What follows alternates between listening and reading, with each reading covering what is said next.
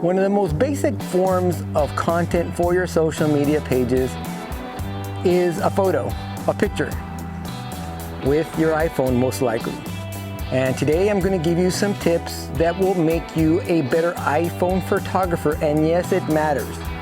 Ladies and gentlemen, my name is Ruben Villarreal. I am Bordermare across all my social medias, and that includes Twitter, Instagram, and Facebook.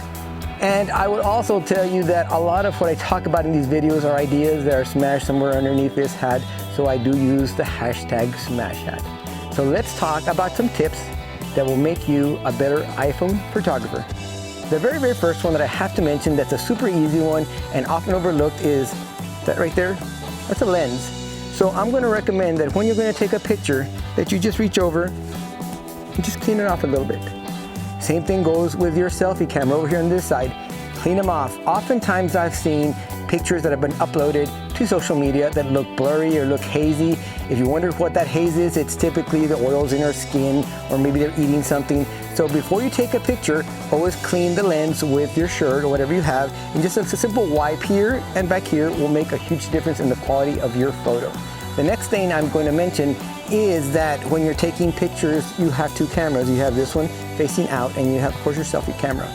Whenever possible, and as much as possible, use the out-facing camera. It's a higher quality camera, it'll be a higher quality image, and those little things do make a big difference when you're loading them up to your social media and giving your followers and friends the best possible image of what's going on in that given circumstance. Now, this one's really important. I see a lot of people make this mistake also. When you're taking pictures, especially in events or in birthdays or whatever the case may be, take a picture. No, take several pictures. Take two or more of the same group of people of the same talent and subject matter. Oftentimes when you're taking photos, the first picture that you take may have some error in it. Maybe somebody closed their eyes, or maybe somebody wasn't prepared for the photograph that's about to come. So when you're taking photos in events and for important occasions, take at least 3 or 4 photos of the same thing. That way you can pick the best one that will go on your social media. Now this one makes me smile a little bit because this is something I learned from Kamaji a long time ago when I started taking a lot of photos. She recommended to me that, she says, put the phone up, and I never understood what that meant. Well, what she means is when you're holding your phone, you can hold it straight on, which is straight to the camera in this case. Pick it up a little higher and then tilt it. Why? The lines. You give people much more flattering lines when you're taking pictures at a slightly higher angle and tilt it forward. Now, especially when you're taking photos of ladies who are well dressed or whatever, they'll appreciate the fact that you went to the extra trouble of doing the old-fashioned pick it up and tilt it a little bit, because they know that the result will be a very flattering picture of that particular moment.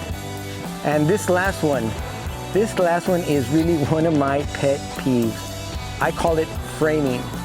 When you're taking pictures of your talent, take them from the top of the hat or the top of the person all the way past their feet. Don't cut off their feet.